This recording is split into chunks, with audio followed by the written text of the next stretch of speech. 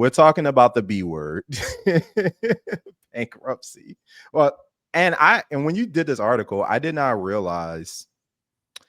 I knew you had a background in financial services. I did not realize to what extent, like how many years and specifically what you did. So that's shown a bright light on this. Is this a topic that you've been passionate about for a long time, dispelling kind of the myths between like the bankruptcy process? So I wouldn't really say it was a passion. So when I was like, now it's many, many years ago, but when I graduated from college, the job that transferred me back from Norfolk, because I graduated from Old Dominion, the job that transferred me from Old Dominion to back to Richmond, Virginia, was Bank of America. And I ended up at the Bank of America like service center. And so when I got promoted, I was promoted to Bank of America Mortgage. And it was the bankruptcy department. So, I went from temp to full-time job. And so I learned, like, that was the first time that I was ever exposed to like the background of bankruptcy. You've heard people talk about it from a consumer side, meaning when you file. But I'd never been exposed to it from the actual creditor side. And there's a lot of leniency that happens from the creditor side that people have no idea exists. So when this particular article appeared, and it was just like one of the posts that I saw was, my heart goes out to her.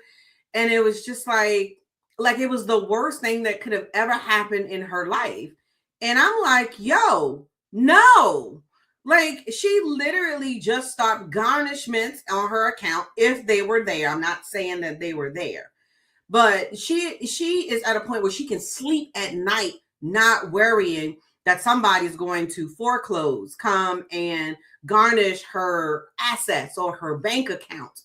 All of that immediately stops when you file bankruptcy. It doesn't matter which bankruptcy you file. So sometimes some things just pull on me and I'd be like, you know what? Nah, I'm gonna let that slide. I'm gonna let that slide. You know what? Not my monkey, not my circus. But this one, I was like, this is an opportunity to educate, because I feel like there was a lot of back and forth. And so from a filer's perspective, right? So this is what I experienced because I've had to file before. Well, no. Hold on a minute. Let me tell you from a creditor's perspective. Okay. Yeah. Let's do it. Yeah. I'm like, people will go out and buy a brand new Corvette, Lamborghini, whatever you want to call it. And within 30 days, they would file bankruptcy. And it was my job to look at the small details of those things. When did you purchase your house? When did you close on your house? When did you buy your car? And they call it reaffirming debt. Okay. Did you just purchase your car within the last 30 days? If you did, we would automatically dismiss it. And you know what they would do? They would wait 15 more days if it was a 45-day grace period. Wow. And then they would turn around and file again.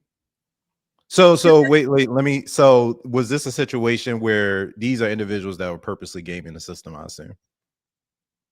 Or were these individuals? Look, there's no names involved, so absolutely. Okay, right, yeah. That plus was 10 years ago. Yeah, 15 years, 20 years ago. So, but it doesn't change. That just because it was 10 years ago, that doesn't mean that people are not still utilizing it to its flexibility and loopholes. Well, I guess, could we take a step back and do like a broader definition? Because I think that's so you basically stepped up and started doing a little bit of consumer education around what this means. And at the same time, with decoupling some of the urban myths, for lack of a better word, between how bankruptcy is viewed in the Black community versus our non-Black counterparts. And I think it's an important conversation. So like from a high level perspective, from just a financial perspective, how would you give a definition for bankruptcy And also keeping in mind, I know that there are different chapters. I don't know, we got to get into that level of detail yet, but for just the purpose of this conversation, maybe let's give a working definition. So I think the chapters become important so that you can understand how they operate. So I will give the most popular chapters, which you have your chapter 7, which most of the time, chapter 7, people try to kind of dump their assets. And most of the time you can do that. Let me give you an example. If someone has a house that's foreclosed on and then there's a balance, you file a 7, right? You file a 7 and then you don't have to pay the debt back because you no longer have any assets. What they're going to do is they're going to liquidate any of your assets to pay any of your debt back first. That's a 7. Okay. In a 13 means you want to keep your assets.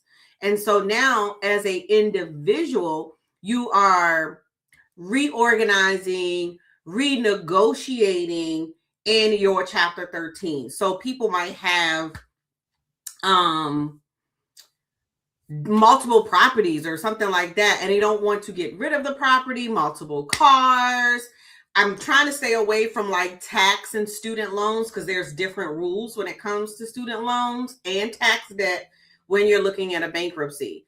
And so the other piece that a lot of people just aren't aware of it because they don't have a business that has to go through this process, which is a chapter 11 bankruptcy. And several companies, like as I was writing the article, I'm like, Popeyes franchises file bankruptcy, but you don't see it all over the news, right? Even, and granted, this might be local news. Like I was an employee. The last company that I worked for, when I always tell my story, I went on leave of absence, # longest leave ever. That company filed chapter 11 bankruptcy, and we did not get our 2 weeks paycheck.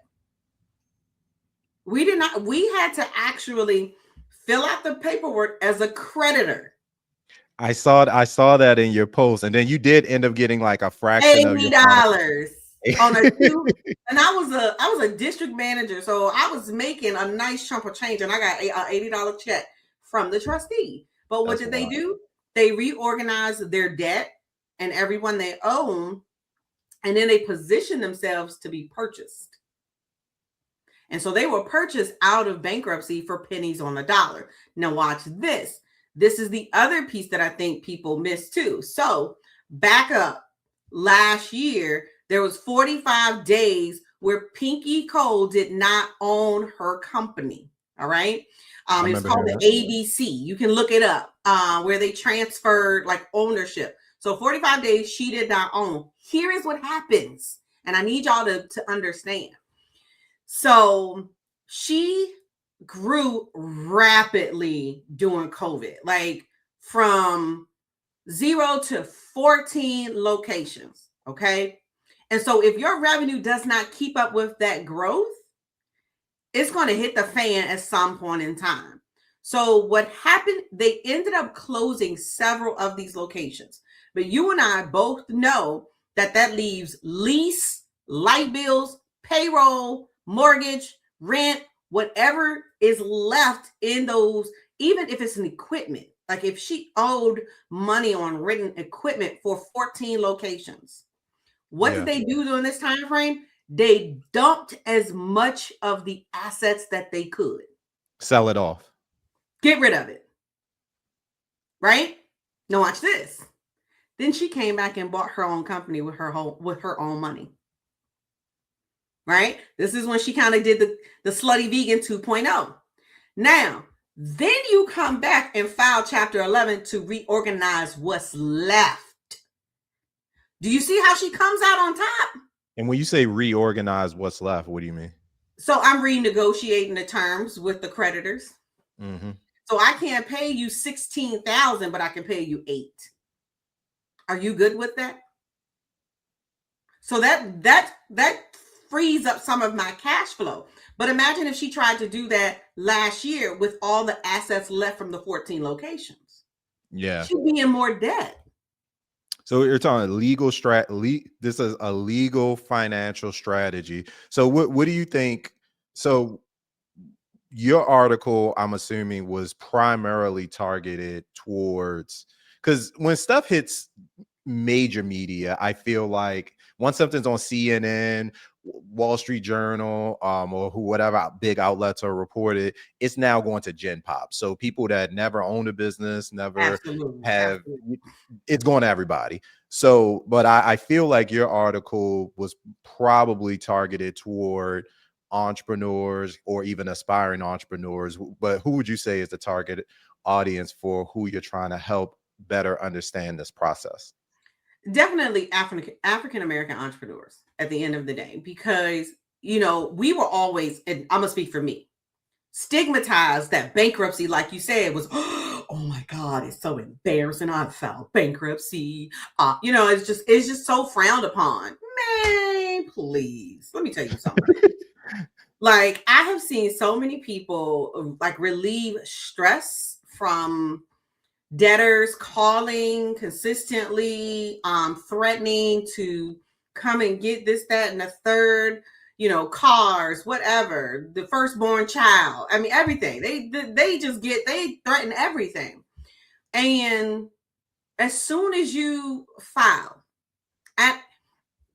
and I think she filed pro se. This is a little expert that I kind of caught in the article.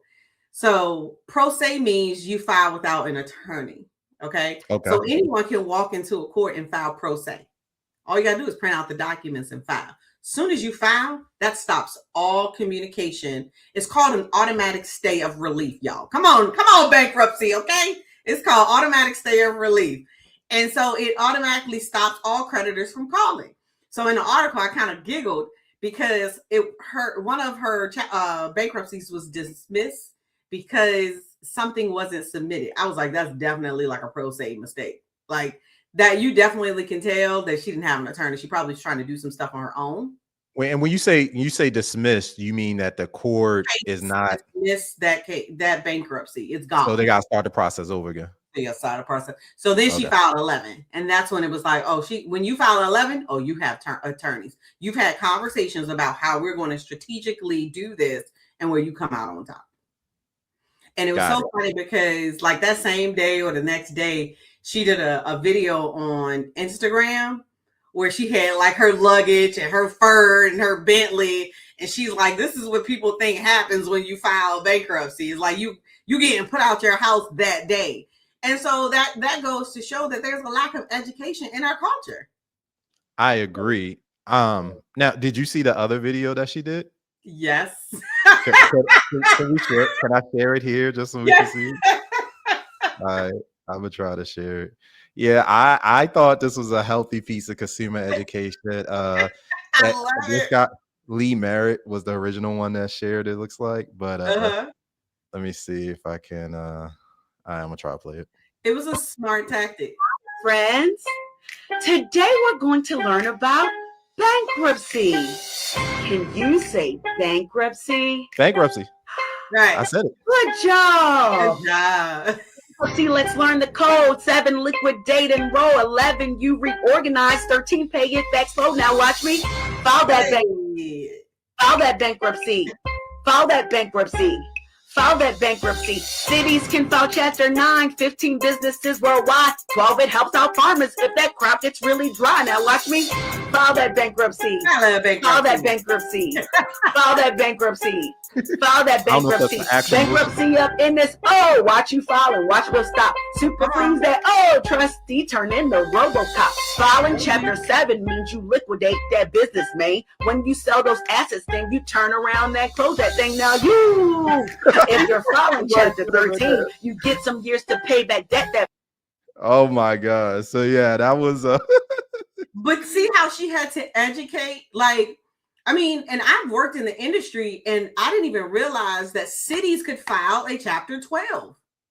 And think about how the farmers, how the farmers, I think theirs is a 15.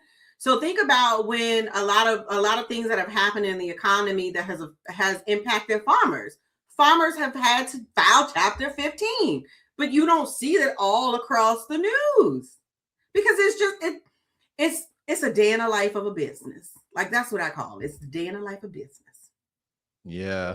Now, I think this is an important moment. I'm glad that you highlighted it. I think that anytime that we have a chance to pull on these threads, and obviously, here at Black Speakers Network, the amazing work you're doing with Get Ish Done, I think there's always an opportunity to just make sure that folks understand what's going on. And I love how Pinky kind of leaned into this moment. I think she probably did a lot better than McDonald's in this particular case, just from a PR perspective, at turning the moment into something not just teachable, but kind of really like owning the experience. But I think at the end of the day, as you mentioned, with Black entrepreneurs or aspiring entrepreneurs specifically, we need to get really good at disseminating like what's for social media and what is truly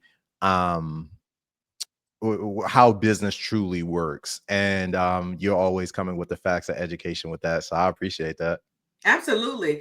And one last thing I will say is that I highly recommend that if you have not read her book, I Hope You Fail, I highly encourage you to read her book, I Hope You Fail, because Pinky Cole. Pinky Cole. Yes. Okay. Yep. Bankruptcy is probably one of the easiest things that she's done. Like in her book, she shares that she opened up a restaurant in New York and it caught on fire and she didn't have fire insurance. Like she wasn't required to. But I mean, imagine now you don't have any insurance to recoup from that. So trust and believe. When I saw the bankruptcy, I'm like, based on her story and her personality, she's been through far worse. Like seriously, this is literally. nothing. I can see that. I mean, you literally forged in the fire. And that's if you haven't taken a string of losses as an entrepreneur, you just ain't been playing long enough, probably. and that's one of the reasons why she says, I hope you fail.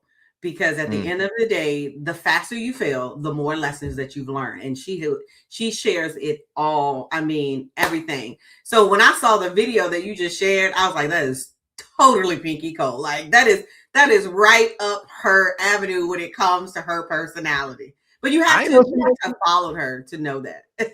Yeah, that was super creative. I was like, man, that's awesome.